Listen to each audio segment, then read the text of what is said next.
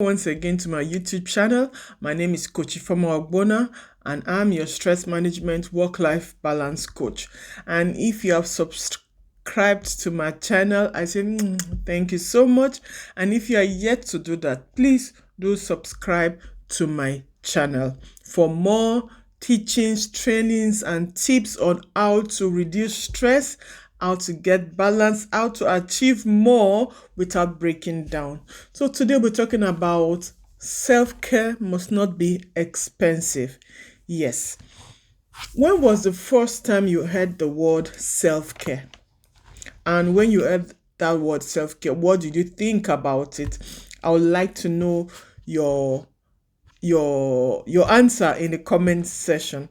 So self-care is our self-care activities that you intentionally do to reduce stress. The thing is that some of these self-care activities, a lot of us, we have been doing them, but we don't know it's self-care, so we don't get the full benefit of it. Yes, if you have been walking 10 kilometers, maybe because you need to walk 10 kilometers to walk, it's no more self-care because you are not intentionally using it as self-care. So a lot of people are doing some of those self-care activities, but they don't know that it's self-care. Secondly, there are people that think self-care is selfish and it's a luxury.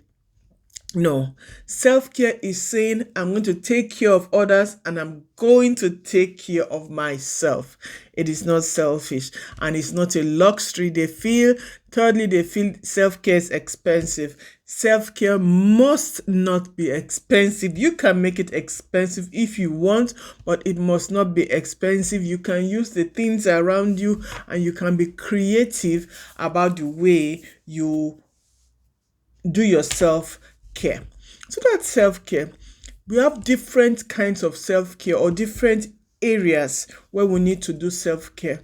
We need to do self-care, physical self-care, we need to do mental self-care, we need to do emotional self-care, then we have social self-care and spiritual self-care.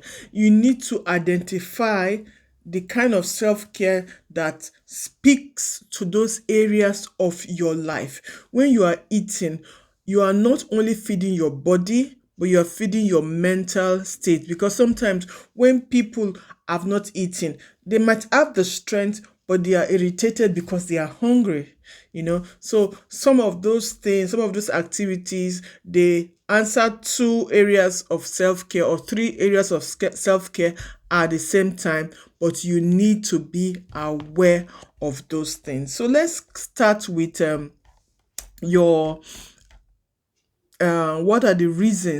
are some of the reasons why you should engage in self-care?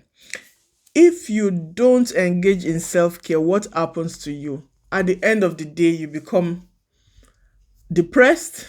Yeah. There is a long way to that, but that is the end of it. At the end of the day, you have burnout. At the end of the day, you have some kind of sicknesses. No, don't forget, 70% of sicknesses are caused are stress related, over 70%. So if you don't want your blood pressure to go high, or your sugar level, or you don't want to have heart diseases, fatigue, these are some of the health problems comes when we don't have self-care. Emotionally, when you don't take care of yourself, you don't have your self-esteem, your self-confidence reduces a lot. It reduces a lot. So there's a great impact in our life when we don't do self-care on these different areas, on your health, on your physical, mental, emotional, social, and spiritual health. It will affect all these areas. So let's start with your physical health care. What are the things that you can do? What self-care activities that can you do that are not expensive, that will help you to reduce stress? Take a walk. Go for a walk. Yes, it's as simple as that. Go for a walk. I recommend 2 to 3 times a week. self-care walk, 30 to 45 minutes, but consciously, not just the one that you have to do, but the one that you decide to do as self-care.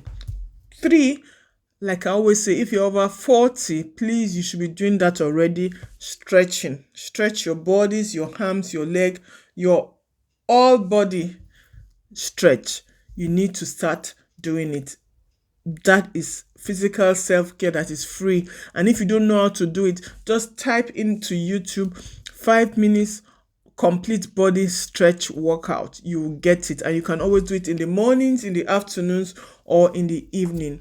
Then there are so many other things you can do. Sleep. For your physical health, you can decide to sleep better.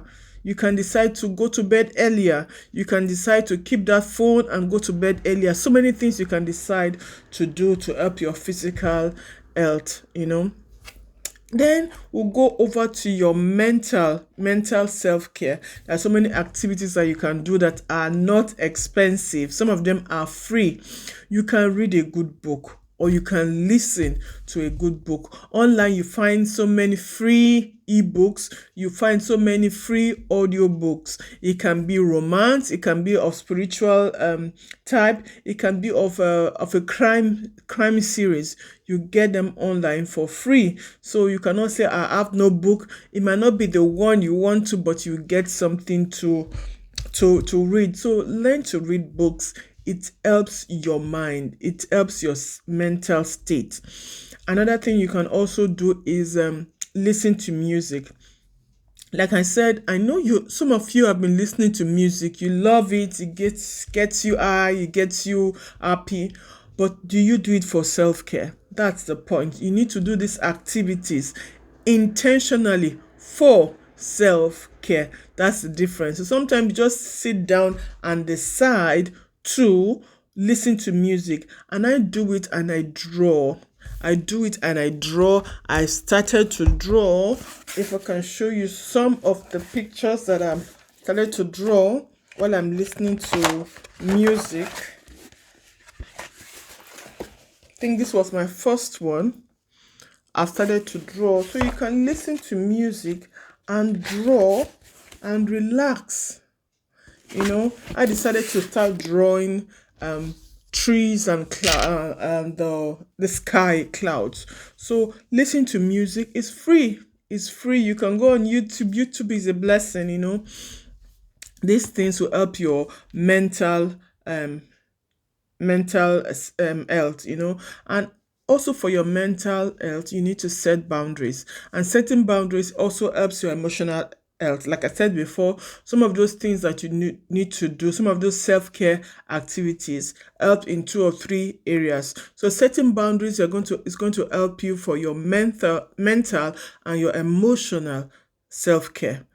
So set boundaries in your relationship, set boundaries at work. Let people know what your space is, and let them respect it the way you respect other people own space. Then you have your emotional self-care. And emotional self-care is what people buy into all the time. When someone wants to sell something to you, they sell to your emotional self.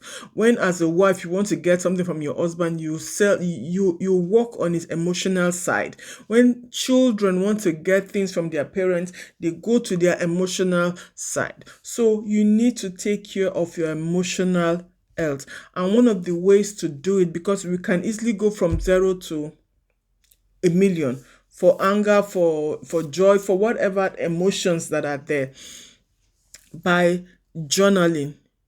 You need to learn to journal. Journaling is you writing down what is happening to you. And if you're looking for a good journal to use, I have a journal. My journal, Finding Balance, is on Amazon. You can use it to write things that you are grateful for, things you want to achieve, things that you have achieved, what made you angry, what's my mood, your wins, prayer points. You can write them down. So journaling helps your mind, your emotions to come down, because sometimes you are even angry or irritated and you don't know the reason why. But when you start journaling, you start getting clarity of what the problem might just be. Then meditate.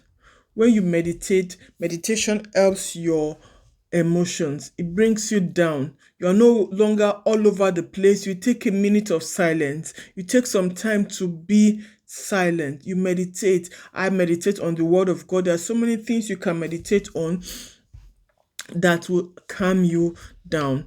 For my emotions, I like taking a bath.